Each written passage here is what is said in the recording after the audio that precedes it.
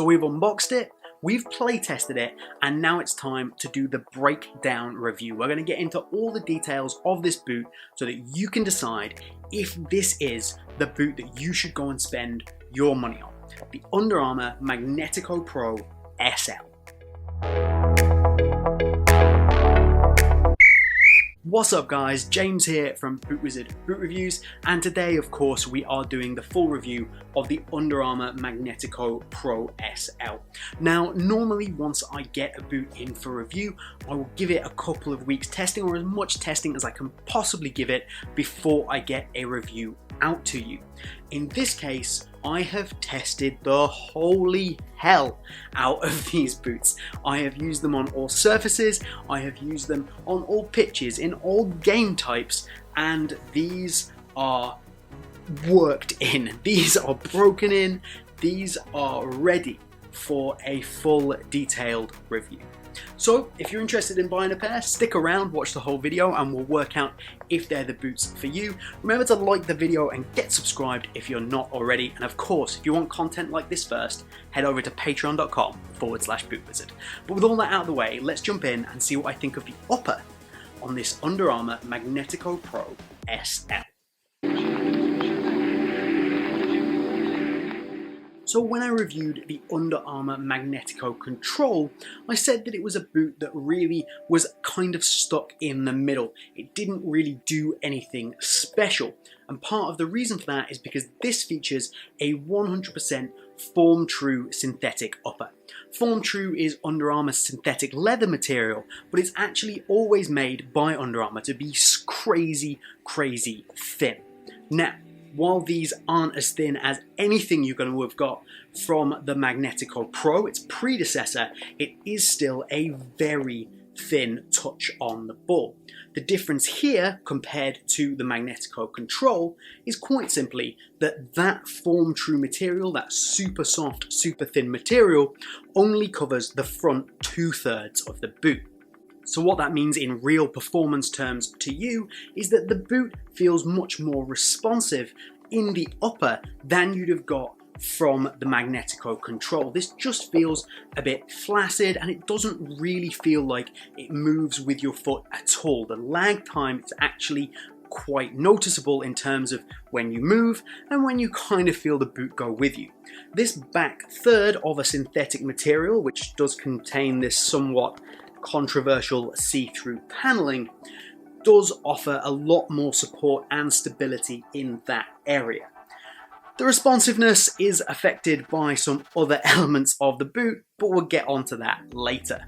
That thin Form True material does offer a touch on the ball that I actually really like, and if you're looking for a thin barefoot touch on the ball, you can do a lot worse than this. The way that the boot molds around your feet really is quite fantastic, although to be honest, I do think you got a better sensation from its predecessor, the Magnetico Pro, because the upper was that bit thinner, and also it featured the clutch fit system, a system I really like, which has gone from here. Instead, we get this ribbing that runs around the upper of the boot. It provides some structure, and it's also there to provide a little bit of feel and touch on the ball, although honestly it doesn't really do much.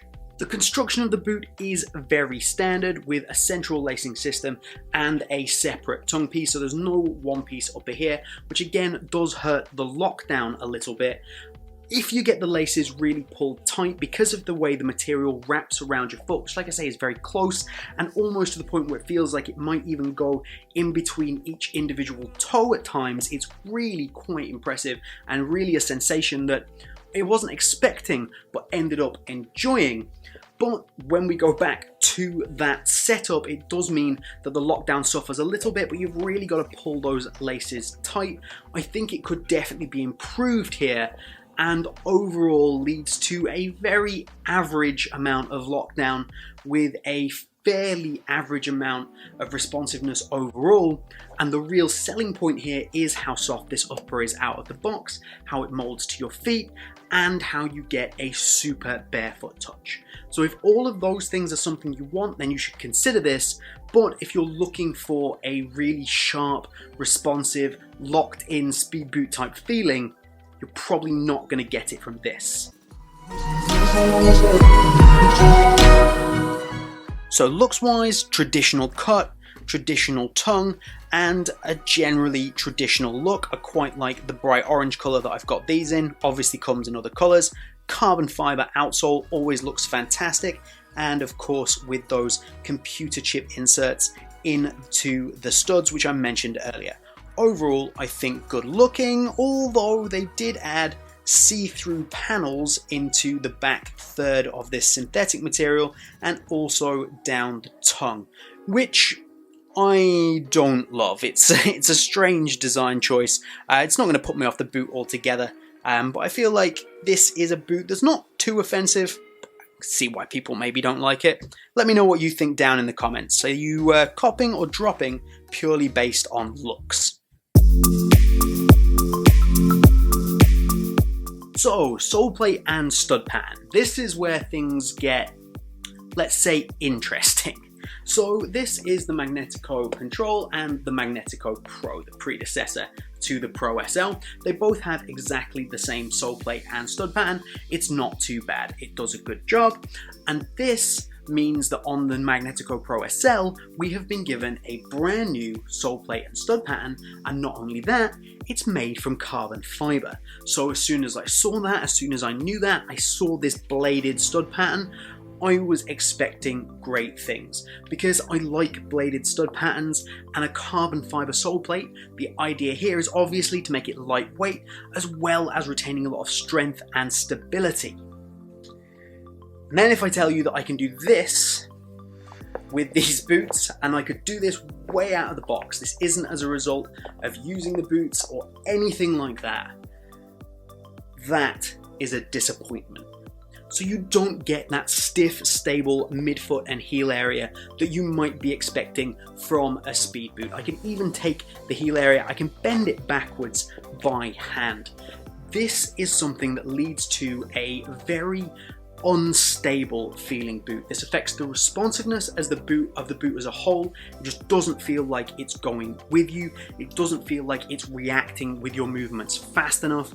And then on top of that, there is a genuine, just unstable feeling about the whole sole plate. Now, that might be something that works for you, but honestly, for the type of boot it is, the feel that I get through the upper, and what I want from my sole plates and stud patterns personally, this just isn't good enough.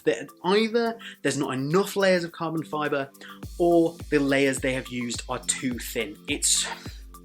You shouldn't be able to twist a sole plate like this on a modern day football boot. It's just an error. This is a build error, this is a design error, this is something that would 100% stop me from buying this boot. That's how much of a problem I think this is. As I said earlier, we get a bladed stud pattern completely around the boot, and it is interesting because we get this stud right on the heel section here, which doesn't do anything negative, but I don't feel any positive benefit from it either. You get a toe pick stud in the front, which I quite like, and in general the studs are quite long and they give you good traction in the ground. The design's also incredibly cool with a little computer chip located in each individual stud. That's very cool as well. I would have liked to have seen a couple of support studs here though, maybe one right in the middle, because with that unstable feeling sole plate, there's also areas of the boot where you feel a little unstable, especially in any ground that is a little bit softer. Like, it would still class as firm ground, but if there's a little bit of softness to it, you can feel a little bit unsupported through the forefoot and even in the heel area with this 3 stud configuration, because the heel stud really doesn't do anything. So stud pattern I don't have any huge issues with, but that why?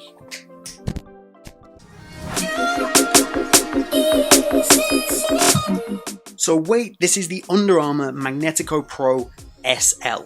SL, super light, so we would assume that this is significantly lighter than the previous generation Under Armour Magnetico Pro. So let's get the Magnetico Pro on the scale, and that comes in at a fairly respectable 210 grams. Considering how thin this upper was, I think everyone wanted it to be lighter, but on the whole, 210, it's alright. Then we're going to put the SL version on here, this brand new version, and this comes in at 229 grams. What? Now, I don't know if they were trying to be ironic when they added SL to the naming of this boot, but that is significantly heavier than the predecessor. So you've called it the Magnetico Pro SL and made it significantly heavier, not just a few grams. I'm not sure if they're trying to be funny, but that's not even an impressively light or even averagely light speed boot with nearly everything going sub 200 grams right now. It's just baffling. There's a baffling naming decision, and it's a reasonable weight that's not going to ruin the boot, but you can't put SL on a boot that weighs 230 grams in 2020. So value for money, these are coming in at 220 euros, which is by no means expensive in today's modern football boot market. You're right in there with what you're going to pay from an Adidas 0.1 takedown model, a Nike boot without a collar. You're a little bit more expensive than what you get from Puma, and you're paying around the same mark as most top-end New Balance boots. So they're not overpriced, or are they? So the issue here stems from the fact that Under Armour is a huge brand that everybody knows. But over recent times, they've really struggled in the football boot industry. They've not really released anything that set the world on fire. And while they have released things like the Magnetico Pro, which certainly got everyone talking with this ridiculous paper-thin upper, the fact that it exploded on people's feet and just came apart wasn't exactly the best piece of advertising. So I feel like if you put this boot or any Under Armour boot in the same price bracket as Nike, Adidas, Puma and New Balance, people just aren't really going to go for it these days. Because why would you? They're not a proven commodity in the football boot industry anymore, and they are frequently turning out boots that are a little bit hit and miss or substandard. Under Armour used to be a brand that I would absolutely go to for something different and see what they innovated with, because they've really always done things their own way, and I really like that. But of recent times, it's become a bit average, or in some cases, poor. On feet, the standard tongue construction here means that these are going to fit most people with most foot widths without any issues. In fact, if you have very narrow feet, you might want to be careful just because you might not be able to get the laces tight enough. But overall, these should fit most people. Size-wise, I have gone true to size. Now, it's important to note that I usually go true to size in every Under Armour boot, and I'll wear my regular UK 8. I know a lot of people tend to fluctuate a little in Under Armour boots, sometimes going up half a size. I don't, and I've stuck with the regular size that I buy in Under Armour here, working out perfectly for me. The Ortholite foam insole is very comfortable, and overall they're a comfortable boot. The heel lockdown is pretty good because the heel is shaped very nicely. There's not a huge amount of padding, but I certainly think that helps and lends to the general feeling of the boot that they're going for. And then for the upper material, that front third, I've said it before, the way that it wraps around your foot through the arch of your foot, around your toes, is fantastic and not like anything else that's on the market at the moment, and it provides a super barefoot touch. All of those things that I've listed right there are the reasons to go out and check this boot out, because it does have flaws, but the way that that form true material moves, the way it wraps your foot, and the barefoot sensation it gives you are all phenomenal. Really, really great things about this boot. So to sum this one up, some very good, some very bad, and some potentially ugly. Let me know what you think down in the comments. With all that information, with the playtest, the unboxing, and the review, are you likely to go out and pick up a pair of Under Armour Magnetico Pro SLs?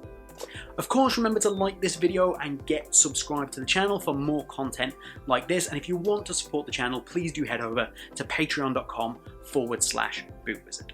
I hope everyone's staying safe at these times, but that's all from me here today. I hope you've enjoyed it. Have a good one, and we'll see you soon.